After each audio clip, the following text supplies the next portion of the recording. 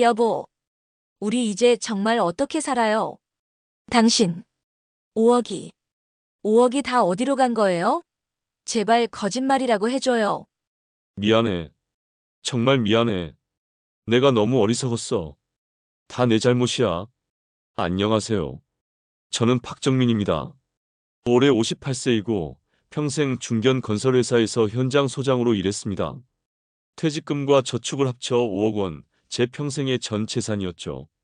그 돈이 불과 3년 만에 거의 다 사라졌습니다. 저처럼 현장에서만 뛰던 실무자가 어떻게 이런 일을 당했을까요? 오늘 제 이야기를 들려드리려 합니다. 혹시 저와 같은 실수를 하실 분들이 있다면 제 경험이 조금이라도 도움이 되길 바랍니다. 이야기 시작하기 전에 구독과 좋아요 부탁드립니다. 여러분의 응원이 저에게 큰 힘이 됩니다. 저는 박정민입니다. 부산에서 태어나 서울로 올라와 건설 현장에서 35년을 일했습니다.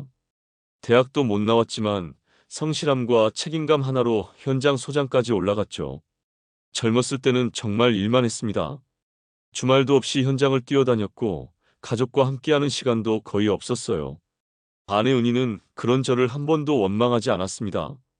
43세 늦게 결혼했어요. 아내는 저보다 6살 어렸고 시골에서 식당을 하시던 분의 딸이었죠. 첫눈에 반한 건 아니었지만 그녀의 조용하고 따뜻한 성품에 끌렸습니다. 결혼하고 아들 하나를 낳았습니다. 우리 민수, 지금 25인데 대학 졸업하고 작은 회사에 다니고 있어요. 평생을 한 우물만 파며 살았습니다.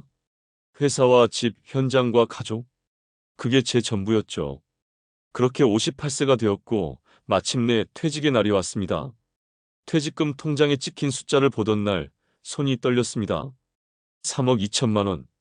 거기에 그동안 모아둔 적금과 저축까지 합치니 5억 원이 조금 넘었어요. 이 돈이면 우리 노후는 걱정 없겠어. 아내와 손을 잡고 그렇게 말했죠. 아내도 환하게 웃으며 고개를 끄덕였습니다. 퇴직 후 처음 몇 달은 정말 행복했어요. 평생 새벽 5시에 일어나 현장으로 달려가던 제가 이제는 느긋하게 아침을 맞이할 수 있었으니까요. 아내와 함께 아침 산책을 했습니다. 동네 뒷산을 천천히 걸으며 나무들을 바라보고 새소리를 들었어요. 예전엔 스쳐 지나가기만 했던 풍경들이 이제야 보이더라고요. 낚시도 시작했습니다. 주말이면 강가로 나가 하루 종일 낚싯대를 들이우고 앉아 있었죠. 물고기가 잡히지 않아도 좋았어요. 그냥 그 시간 자체가 평화로웠으니까요. 복지관에서 탁구도 배우고 도서관에 가서 평생 읽고 싶었던 역사책들도 읽었습니다. 아, 이게 진짜 사는 거구나. 그렇게 생각했습니다. 돈으로 살 수 없는 여유와 평화. 그게 진짜 행복이라고 믿었죠. 그렇게 6개월쯤 지났을 때였습니다. 현장에서 함께 일했던 후배 김대리를 우연히 만났어요. 형님, 요즘 뭐 하세요? 저 요즘 치킨집 하는데 대박 났어요. 치킨집? 너 건설 현장 다니지 않았어? 그만뒀죠. 형님, 치킨집이 진짜 돈이 되더라고요. 하루 매출이 150만 원씩 나와요. 프랜차이즈 본사에서 다 도와주고 형님처럼 성실하신 분이면 무조건 성공할 거예요. 그 말이 제 귀에 쏙 들어왔습니다. 사실 6개월 동안 아무것도 안 하고 지내니까 조금 답답하기도 했거든요. 5억이 있다고 해도 이자만으로는 생활비가 빠듯했어요. 한 달에 100만 원씩만 벌어도 보탬이 되겠는데 그런 생각이 들었습니다. 욕심은 아니었어요. 그냥 용돈벌이 정도만 하면 되겠다는 생각이었죠. 김대리가 소개해준 프랜차이즈 본사를 방문했습니다. 깨끗한 사무실에서 만난 박 본부장이라는 사람은 굉장히 친절했어요. 박 소장님, 저희 브랜드는 전국 500개 매장이 있고요. 평균 월 매출이 4천만 원입니다. 초기 투자비는 좀 나가지만 1년이면 본전 뽑으실 수 있어요. 소장님 같은 분이 운영하시면 대박 나실 겁니다. 그는 저를 데리고 실제 잘 되는 매장 3곳을 보여줬어요. 강남, 홍대, 분당. 모든 매장이 손님으로 가득했습니다. 직원들은 정신없이 주문을 받고 배달 오토바이는 쉴 새 없이 들어오고 나갔죠. 역시 치킨은 국민 음식이구나. 확신이 들었습니다. 결국 계약서에 사인했습니다. 가맹비 2천만 원, 권리금 5천만 원, 인테리어비 1억 5천만 원, 보증금 8천만 원. 총 3억 원이 투자됐습니다. 아내는 걱정했습니다. 당신, 이거 너무 큰 돈 아니에요? 우리 노후 자금인데. 걱정 마. 1년이면 본전 뽑는다잖아. 그리고 나도 평생 현장에서 사람들 관리하면서 일했으니 장사는 할 수 있어. 개업일. 화려한 풍선과 화환이 가득했습니다. 첫날은 개업 이벤트로 치킨 반갑 행사를 했고 정말 많은 손님이 왔어요. 이거 진짜 잘 될 것 같은데? 그런데 문제는 일주일 후부터 시작됐습니다. 이벤트가 끝나자 손님이 뚝 끊겼어요. 하루 매출이 30만 원도 안 나올 때가 많았습니다. 더 큰 문제는 고정비였어요. 월세 200만 원, 직원 월급 300만 원, 재료비와 전기세 등등. 한 달에 기본 600만 원이 나갔습니다. 아무리 열심히 해도 한 달 순수익이 50만 원도 안 됐어요. 오히려 적자였죠. 제 돈으로 매달 200만 원씩 메워야 했습니다. 2년을 버텼습니다. 직원들도 다 내보내고 아내와 둘이서 새벽부터 밤까지 일했어요. 튀긴 기름 냄새가 옷에 배고 손은 화상으로 물집투성이었습니다. 아내는 한 번도 불평하지 않았지만 그녀의 얼굴에는 주름이 깊어졌고 웃음이 사라졌습니다. 아들 민수는 학교 끝나면 매장에 와서 배달을 도왔어요. 아빠, 이제 그만하는 게 어때요? 너무 힘들어 보여요. 아니야, 조금만 더 버티면 괜찮아질 거야. 하지만 괜찮아지지 않았습니다. 결국 매장을 정리했어요. 3억을 투자했지만 겨우 7천만 원에 넘겼습니다. 2억 3천만 원이 한순간에 사라진 겁니다. 그날 밤 텅 빈 매장에 혼자 앉아 울었습니다. 35년을 일해서 모은 돈이 이렇게 쉽게 사라지다니. 남은 돈은 2억 7천만 원. 카드 빚 5천만 원을 갚고 나니 실제로는 2억 2천만 원이 남았습니다. 이 돈마저 잃을 순 없어. 그런데 이상하게도 그때 제 머릿속에는 다른 생각이 들었습니다. 잃은 돈을 만회해야 해. 그때 아들 민수 친구가 이런 말을 했습니다. 아저씨, 요즘 가상화폐 아세요? 비트코인이랑 알트코인 투자하면 대박 나요. 제 친구는 1천만 원 넣고 5천만 원 벌었어요. 저는 컴퓨터도 잘 못 다루는 사람이었지만 그 말에 혹했습니다. 유튜브를 찾아보니 정말 많은 사람들이 코인으로 돈을 번다고 하더군요. 한번 해볼까?